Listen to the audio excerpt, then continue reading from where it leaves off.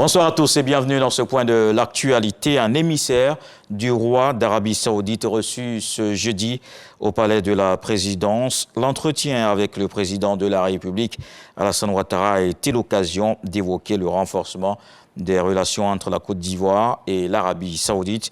Ils ont également parlé de l'organisation de l'exposition universelle 2030 et des prochains sommets arabo-africains et saoudo-africains. L'hôpital mère-enfant Dominique Ouattara de Benjerville vient de décrocher le label Or Qualité et Sécurité des Soins, un label décerné par l'Assistance publique Hôpitaux de Paris. C'est un centre hospitalier universitaire français à dimension européenne, mondialement reconnu. Cette distinction est la première du genre pour un établissement sanitaire ivoirien. C'est surtout une manière d'exhorter le personnel dirigeant et soignant de l'hôpital mère-enfant à maintenir sa démarche qualité dans la délivrance des soins. Dans certaines zones, l'élection sera reprise. Les urnes vont s'ouvrir à nouveau dans la commune de Kouibli et pour l'élection régionale dans le Guémont. C'est ce qu'a annoncé la commission électorale indépendante. Le Conseil d'État est saisi. Je vous propose d'écouter la porte-parole adjointe de la CEI. Communiqué de la CEI.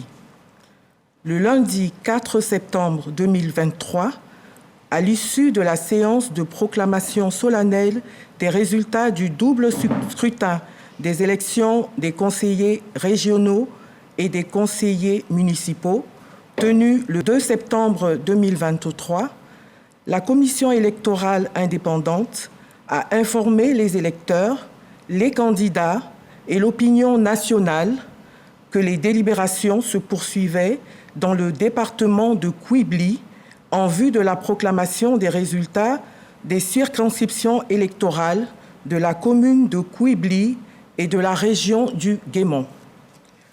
Réunie en Assemblée générale le 6 septembre 2023, la commission centrale de la CEI a fait le constat de l'impossibilité de déceler la volonté des électeurs dans ces circonscriptions au regard des violences survenues lors du dépouillement. En effet, en ce qui concerne l'élection régionale, si le vote s'est déroulé convenablement dans les départements de Diékoué, Bangolo et Fakobli, dans la région du Guémont, il n'en fut pas de même pour le département de Kouibli. Des violences, des destructions massives de matériel et le saccage du siège de la commission locale ont été perpétrés à Kouibli, entraînant même l'exfiltration des agents électoraux vers le siège de la commission électorale régionale à Bangolo avec le concours des forces de sécurité.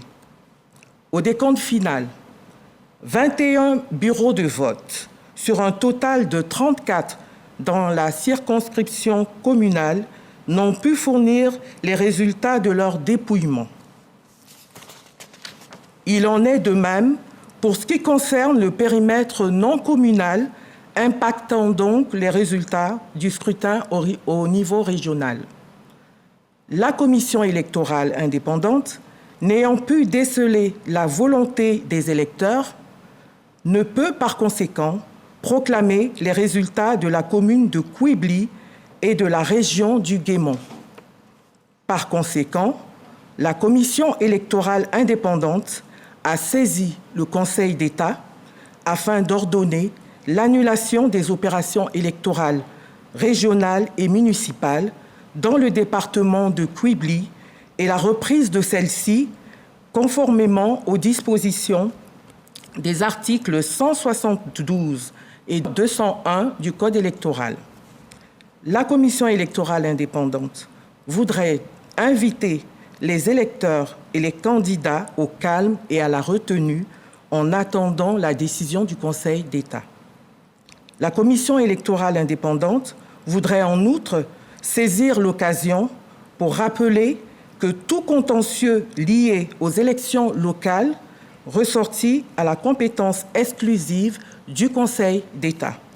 Fait à Abidjan le 7 septembre 2023 pour la commission centrale et pour ordre, la commissaire centrale porte-parole adjointe, Maître Yapoubi. Et l'actualité, c'est aussi la rentrée scolaire 2023-2024 qui démarre officiellement ce lundi 11 septembre. Avant la reprise des cours, la ministre de l'Éducation nationale était face aux acteurs du système éducation-formation. Maya Toukoné a jeté les bases d'une année apaisée et réussie au lycée Mami Fetet Benjerville s'est tenue. La traditionnelle réunion de rentrée, la ministre de l'Éducation nationale appelle à la responsabilité individuelle et collective de la communauté éducative nationale pour une école de qualité. Dans le reste de l'actualité, pour terminer au Gabon, Raymond Dong Sima, nommé Premier ministre de transition, le général Brice Oligui Nguema a fait confiance à cet économiste de 68 ans.